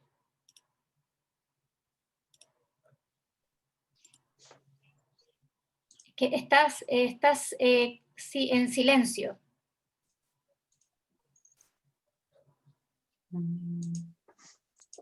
¿Ahora sí? Ahora sí. Ahora sí. Esperamos que no pase nada más. Ya, entonces, les contaba que nosotros pertenecemos, ¿cierto?, a un archivo municipal, pero dentro de este archivo municipal tenemos un fondo, que es el Fondo Vergara Álvarez. Nosotros pusimos los dos apellidos porque en cierta medida es un fondo familiar, donde tenemos fondos personales, pero está formado no solamente por un solo personaje, la reunión de documentación, sino que hay un aporte de varios miembros de la familia. Este fondo es muy importante para el Archivo Municipal de Viña del Mar porque es el que da el impulso para la creación del archivo. En el año 1980, 79, incluso un poco antes, se había producido que existía un interés por crear un archivo municipal, pero no existían las condiciones físicas ni de espacio para que éste funcionara. Así entonces, cuando se genera una donación en la década de los 80 de este material privado, es que se va a generar como una presión frente a las autoridades para que finalmente se pueda entregar un espacio donde se instalara este archivo histórico, que además empezó a reunir todo lo que va a ser la documentación municipal. Bueno, este es el Palacio Carrasco, donde se alberga el archivo histórico patrimonial y funciona desde el año 96, que es como cuando a través de una donación se logra habilitar los espacios. Bueno, vamos a hablar principalmente, ¿cierto?, del archivo personal. Perdón, se cayó. Que este archivo, ¿cierto?, dentro de las definiciones supone que contiene documentos generales recibidos por un individuo a lo largo de su existencia, incluyendo sus funciones, actividades y actividad independiente del soporte. Podemos encontrar documentos, ¿cierto?, tanto privados como públicos u oficiales. El archivo entonces es entregado a la municipalidad en la década de los 80 y la sección de biblioteca es la primera que se va a encargar de su organización y protección, hasta la creación del archivo histórico que es el 96, cuando es traspasado este material, y bueno, estaba principalmente formado por correspondencia, que es la que nosotros vemos acá, un material bastante frágil, porque mucho de ese papel es muy delicado, hay varios papeles de copia, entonces su manipulación y su resguardo tenía que ser realmente con mucha dedicación. También tiene una serie de planimetría, en donde nosotros vemos una serie de planos, hay algunos bosquejos a mano también. Debemos recordar que José Francisco Vergara, fundador de la ciudad, era agrimensor, una especie, ¿cierto?, así como entre ingeniero, constructor, entonces, y él es el que genera la fundación de la ciudad cuando se casa con la heredera. Entonces, hay una gran cantidad de planos que él mantenía en su poder.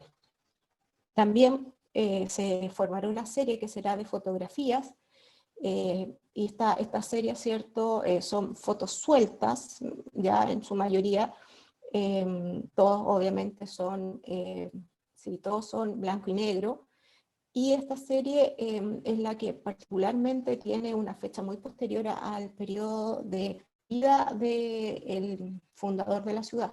Nosotros tenemos material desde 1870 aproximadamente, no están realmente fechadas algunas fotos, pero calculamos que puede ser por esa fecha, 1870-80, hasta 1970, porque reúne material de la familia que fue donada posteriormente. Hay también una sección de factura, que realmente es uno de los espacios más interesante desde el punto de vista estético. Hay unas facturas muy bonitas, pero lo que menos trabajo se le ha realizado. Este material está todo empastado, así venía, en volúmenes, ¿cierto?, como se ve en la imagen ahí. Está en bastante buenas condiciones, pero investigación propiamente tal de eso no se ha realizado. Después tenemos una serie, que son álbumes. Ahí vemos algunos, ¿cierto?, unos álbumes que se editaron, otros que son álbumes particularmente realizados por la familia, y también tenemos una serie de documentos contables y de documentos notariales. Esta imagen que vemos aquí en el centro es Blanca Vergara, de Rasurín, en el álbum de Bolivia, y es un álbum hecho por la familia durante el periodo en que estuvo la familia viviendo en Bolivia. Bueno, ¿qué es lo que sucede? Este archivo, que como les explico es de gran calidad, va a tener el problema de que necesitamos resguardarlo. Vamos a hacer una evaluación del material y también en el fondo de la valorización del material, y se estableció que debíamos comenzar una digitalización inicialmente por las cartas personales de José Francisco Vergara. También había existido en ese mismo periodo, estoy hablando a principios del 2000, un interés por memoria chilena de poder subir a su plataforma también cartas de José Francisco Vergara. Y finalmente se postula en el año 2004 a un proyecto ADAI con el cual nosotros logramos digitalizar gran cantidad de estas cartas y con eso entonces poner en valor este material y poder dar la opción de que más personas pudieran tener acceso a ella y lograr mayor uso del material. Bueno, voy a ir más rápido porque tengo una compañera que viene ahora, pero quiero decir que este archivo personal de la familia Vergara Álvarez, y en particular la parte de la correspondencia de José Francisco Vergara, tiene la particularidad de, más allá de tener ciertos valores que hablan de la vida doméstica, de la vida íntima del grupo familiar, nosotros también podemos a través de ella rescatar un valor que tiene relación con la historia de Chile. Y bueno, ese valor y ese trabajo lo realizó nuestra compañera, ex compañera de trabajo ahora, Ana Enríquez, con quien las dejo ahora. Gracias, Lorena. Voy a pedir acá en la organización la subida del PPT. Está habilitado, sí, súper. ¿Me confirman si está bien en la presentación, Paula? Sí, se ve súper bien. Gracias. Perfecto. Perfecto, dame un segundo.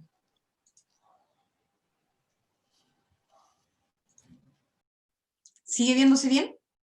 Sí, sigue viéndose bien. Perfecto. Bien. Bueno, en primer lugar, agradecer a todo el equipo de organización del evento, de esta oportunidad de compartir con ustedes el trabajo realizado en el Fondo Vergara Álvarez, a los organizadores, y también agradecer al Archivo Histórico por seguir considerándome parte de los colaboradores ahora externos. Tuvimos la oportunidad de trabajar allí alrededor de 5 o 6 años, los cuales estuvieron dedicados principalmente a una tarea que nos encomendó en aquella oportunidad mi jefatura, que era Lorena en aquel entonces, que era revisar y trabajar todo lo que significaba el Fondo Vergara Álvarez. La tarea partió en primer lugar por la revisión de la información, clasificación, principalmente para poder orientar a quienes quisieran investigar acerca de los temas y poder saber previamente en qué consistían, no solamente a nivel de clasificación, sino que a nivel de contenido, detalle, principalmente para poder orientar a los investigadores, a los tesistas de pregrado, posgrado, que consultaban también el archivo histórico patrimonial. De eso les voy a contar un poco ahora, de los avances que se desarrollaron en este trabajo, y cómo desde este archivo, que es de carácter personal o familiar más bien, podemos avanzar hacia una visualización y análisis de la historia local, nacional y universal. En este aspecto quisimos organizar acá la presentación un poco a partir de la trayectoria de este trabajo, que partió en primer lugar con esta revisión sistemática de la información contenida en el Fondo Vergara, que era la forma en que nosotros le llamábamos, para poder entregar a la comunidad charlas, divulgación primeramente a través de seminarios, o también de visitas de colegios que realizábamos en aquella oportunidad y que siguen realizando actualmente el archivo histórico. Luego nos dedicamos a clasificar las temáticas para poder entregar una mayor oportunidad de investigación en profundidad. Coincidentemente en esta etapa, estamos hablando año 2005 al 2010 aproximadamente, cada uno de los investigadores, historiadores que trabajábamos en el archivo, estábamos convocados a realizar nuestras propias investigaciones de larga duración, nos proponíamos trabajar 1 año, 2 años en algunas temáticas, y desde esa perspectiva cada uno seleccionaba temas que fueran del interés personal, por supuesto que tuviera que ver también con las investigaciones previas, y allí a mí se me ocurrió, y fue validado por la jefatura y por la dirección de aquel momento, Eugenia Garrido, una temática que tenía que ver con el análisis del pensamiento político, el liberalismo en Chile a partir de la información que contenía este fondo documental, que significaba principalmente las cartas políticas de José Francisco Vergara y los discursos parlamentarios, acotado principalmente al concepto liberalismo. Esta situación, en primer lugar, se pudo llevar a cabo, la llevé a cabo durante 1 año.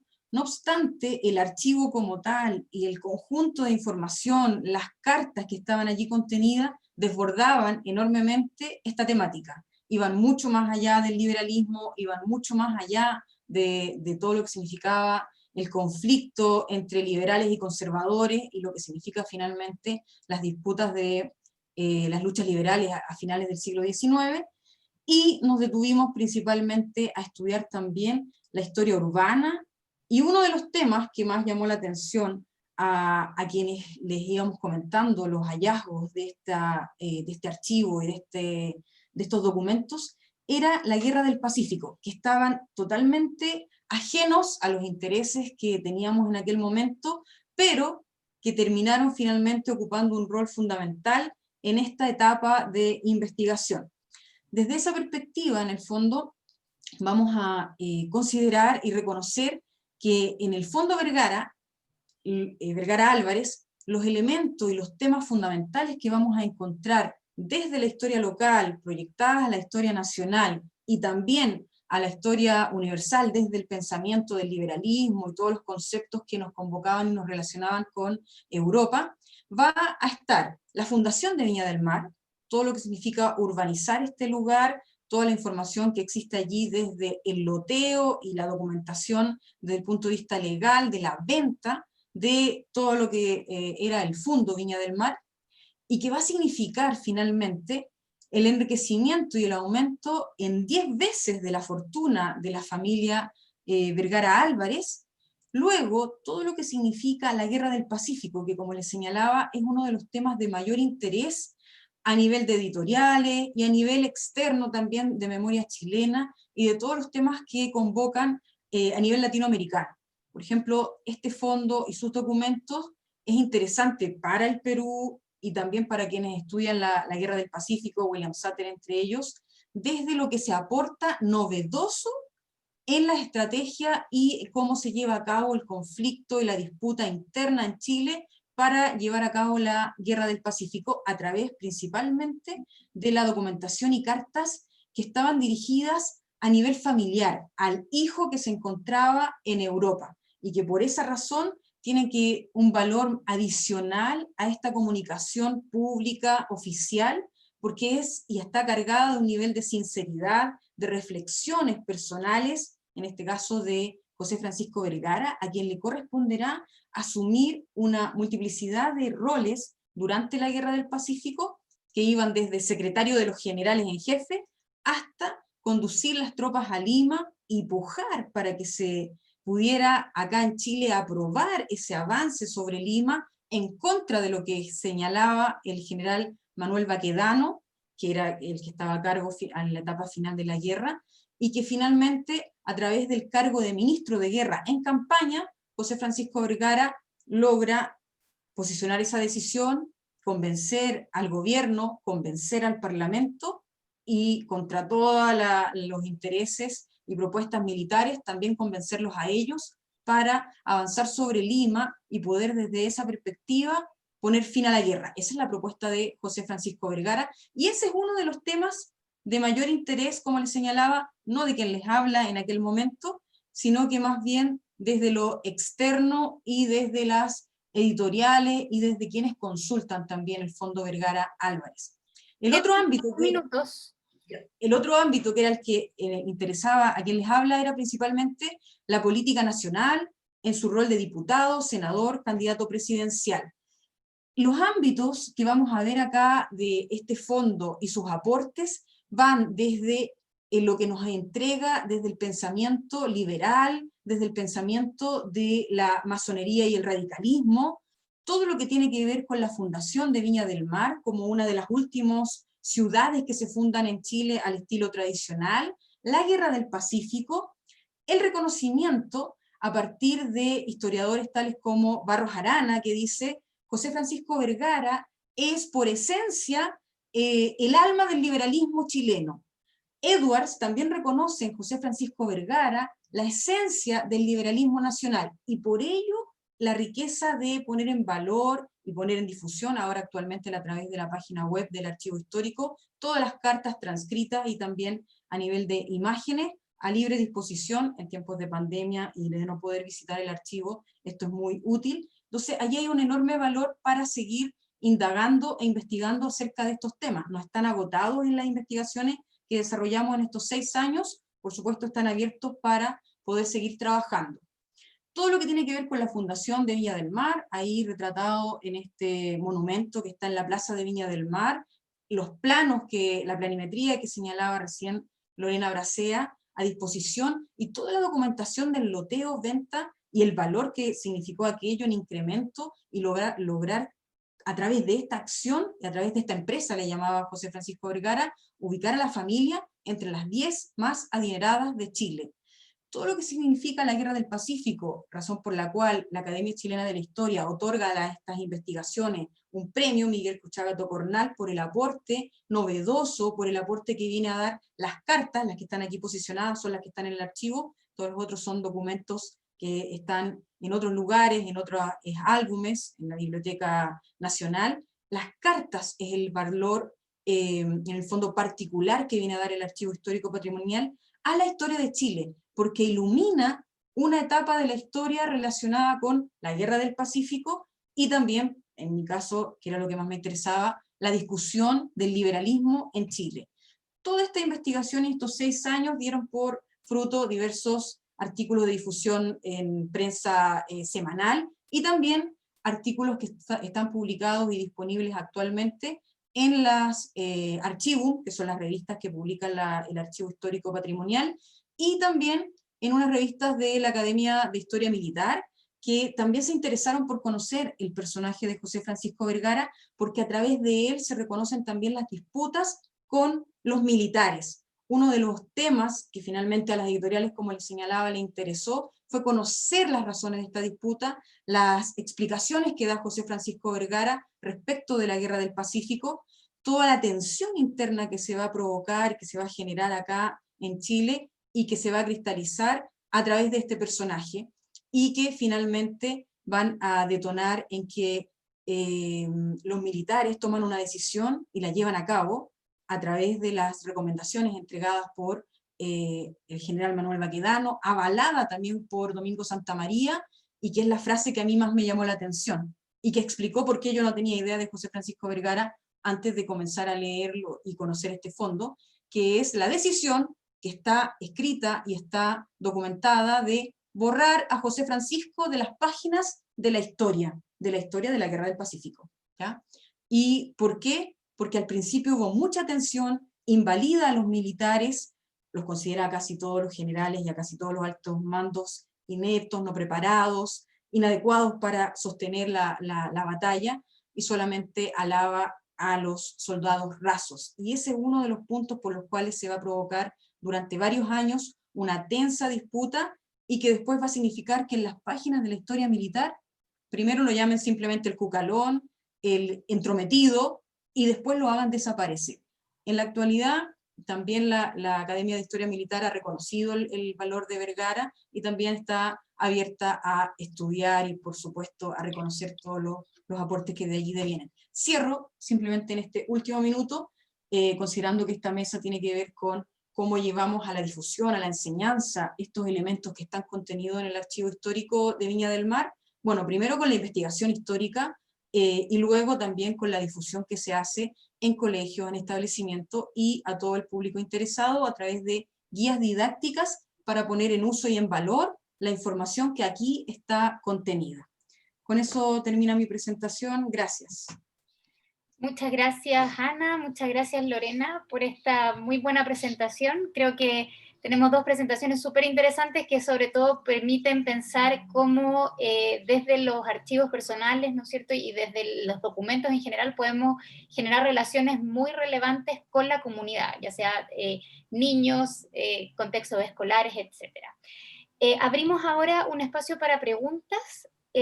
Yo tengo aquí algunas que ya hicieron anteriormente en el chat, así que las voy a ir leyendo. La primera es para Angeli, que por favor si puedes explicar por qué nómada y no nómade. ¿Cuál sería ahí la diferencia? Principalmente porque soy mujer, es nómada. Yo soy nómada, de hecho es una característica de mi formación como persona. Y también porque la RAE también recomienda esa acepción, nómada. Nómada es más bien de uso coloquial, popular. Nómada es la palabra correcta. Sí. Muchas gracias por la aclaración. La siguiente pregunta es para Jacqueline. Perdón, no, la siguiente pregunta también es para Angeli, la hace Jacqueline Ducellán y pregunta, ¿cómo has conseguido financiamiento, además del 10%? Si has podido postular a fondos, en el fondo, ¿cómo has podido ir financiando tu trabajo? Esto es bien curioso, porque yo tengo que agradecer nuevamente a mi esposo, que es mi principal mecenas, Carlos Carvajal. Él me ha apoyado fundamentalmente, yo no he tenido financiamiento externo, salvo ciertos momentos y lugares, por ejemplo en Santa Fe, cuando me invitó Estela Vega, desde allá, amiga de María José Bani, ahí me pagaron, pero por lo general yo realizo estas actividades de manera gratuita. Prefiero que sea así. Lamentablemente no se puede siempre por el tema de los insumos, porque yo desde hace mucho tiempo que estoy proporcionando mascarillas y guantes y eso igual tiene un costo, ahora es mucho más elevado de hecho. Y esta cuarentena me ha ayudado también a tener más tiempo acá en casa, porque como sabrán yo soy un poco inquieta, entonces ahora con este encierro me he dedicado muchísimo a trabajar con el tema de las cajas de conservación, carpetas, he estado confeccionando ese tipo de insumos y la verdad es que pretendo lanzar una empresa con eso, porque he notado que acá en Chile es muy poca la gente que se dedica a hacer ese tipo de guardas y son sumamente necesarias, sumamente necesarias. Entonces, he estado con el 10% como contaba, compré bastante material, compré cartón, compré papel libre de ácido, que aprovecho de pasar el dato, conservación y restauración.cl tienen los mejores insumos, también papeles Antalis en Santiago, son muy buenos, libres de ácido, y pretendo, les aviso desde ya, que hacer una mini empresa, y siempre también agradecida de que muchas cosas, sobre todo de las colecciones, son donaciones. O sea, no me gusta la idea de cobrarle a la gente por mostrarle algo. O sea, salvo que más adelante voy a tener que hacer asesorías, ya restauración, y eso es otro campo, o sea, eso no podría hacerlo de manera gratuita, pero el tema del acceso a mí me interesa que sea lo más accesible posible para todos. Muchas gracias. Y también la última pregunta de Teresa, también para ti, Angeli. Bueno, junto con felicitarte por tu presentación, dice que es realmente interesante y apasionante lo que haces, y quisiera saber si has evaluado o tienes pensado la percepción que han tenido las y los participantes de tu proyecto. En caso que así sea, ¿qué podrías concluir de ello? De todas maneras, para mí eso es lo más importante, de hecho. Todo este trabajo va hacia la gente, va por ellos y para ellos, y no solo para ellos en el hoy. Cuando yo hablo de acceso, no me refiero solamente al acceso actual del tiempo presente. Yo estoy pensando también, incluso principalmente, en los que vienen, en los que vendrán, porque ellos también tienen derecho a conocer todo lo que hemos hecho, todos sus antecedentes, tienen derecho a entenderse, a poder abrazar esa identidad que le ha legado la humanidad. Entonces, yo principalmente quiero hacer este año esta investigación, de alguna forma como bajar estos datos que he ido sacando. Por eso he estado estudiando bastante el tema de la metodología de la investigación. Me doy cuenta que mi trabajo es bastante constructivista, a pesar de que también se trabaja muchísimo con las ciencias duras, con el tema de la bioseguridad incluso, porque el tema del acceso hoy yo creo que no va a ser nunca más como antes. O sea, tenemos que estar conscientes del COVID. También quiero hacer esta investigación y por la misma poder publicar un libro. Con todas estas experiencias que han sido muchísimas. Yo la verdad es que acá no pude mostrar todo lo que se ha hecho, porque realmente hay mucha gente. Hubo una experiencia en particular con el archivo del Gitano Rodríguez, que nosotros hicimos junto a Silvia Rull y Lorena López, en el Museo de Historia Natural acá de Valparaíso, donde hicimos una muestra de archivo expuesto. Y también ahí se entregó a la gente algunas hojas para que ellos pudieran hablar sobre qué nociones tenían respecto a la canción Valparaíso. Yo no sé si acá alguno conoce la canción Valparaíso, pero es muy icónica, es muy particular de Chile, incluso yo creo que a nivel internacional también es bastante conocido. Entonces, a partir de la canción fuimos trabajando con el tema de la memoria colectiva, y cómo esa memoria colectiva al final se termina convirtiendo en algo personal también. Y esos documentos yo los tengo, o sea, yo tengo mis notas de campo, y por lo demás, cuando comience a hacer de nuevo los talleres con Archivo Nómada y los laboratorios, voy a también a poner a disposición esa información. me interesa que esto sea un archivo como tal, porque lo es, o sea, es parte de un archivo personal, pero no quiero que existan como dudas respecto a que son puras colecciones o que es solamente una muestra de documentos viejos, no es eso. Hay también un trabajo activo respecto a mi propia elaboración como profesional y también como persona, como observadora. Y también quisiera acuñar esa palabra que nos dijo Silvia Robles el otro día, que su hija es antropóloga, que ella hablaba de la participación observante, que obviamente vuelca lo que es la observación participante, pero que yo francamente me identifico con eso, porque es imposible acceder al conocimiento de la gente si no participamos con ellos, porque no hay acceso hacia esa documentación. Por ejemplo, la señora Lina, que nos mostraba sus documentos en su casa, ¿de qué manera yo podría llegar a eso si no es participando con ella, si no es trabajando con ella?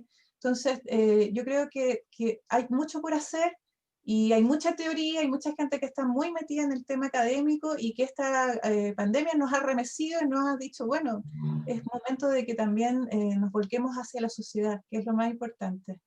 Así que bueno, voy a sacar algún producto de esto, voy a mostrar también ese trabajo, ojalá publicarlo en algún momento, y me gustaría que fuera un libro, porque es demasiada información. Obviamente voy a sacar un artículo para que sea más fácil de distribuir, pero estoy convencida de que esto da para un libro y seguramente otros más, porque no quiero parar. Eso, muchas gracias. No, gracias a ti, Angeli, por tus respuestas.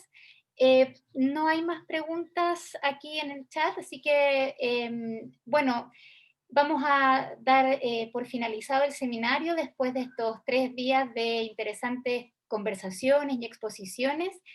Y antes de finalizar, quisiera darles las gracias a todos quienes han estado tras la realización del seminario. En primer lugar, a todos los expositores, a todos los asistentes. Agradecerle también a todo el equipo del CIDOC que estuvo en la organización, particularmente también a María Elena y Duarte, ahí que estuvo siempre con el contacto con todos los expositores en la organización. También aprovecho de agradecerle a Catherine Quinteros, que nos ayudó en la convocatoria también de este archivo, así que hay muchas personas que siempre están en la organización de estos eventos, así que muchas gracias. Espero que haya sido una instancia buena para todos y para todas, y los esperamos el próximo año en la 4ª versión de este seminario, así que nos vemos. No sabemos si en la virtualidad o de manera presencial, pero de alguna manera lo llevaremos a cabo. Así que estén muy bien y muchas gracias. Chao, chao. Chao, gracias, hasta luego. Chao.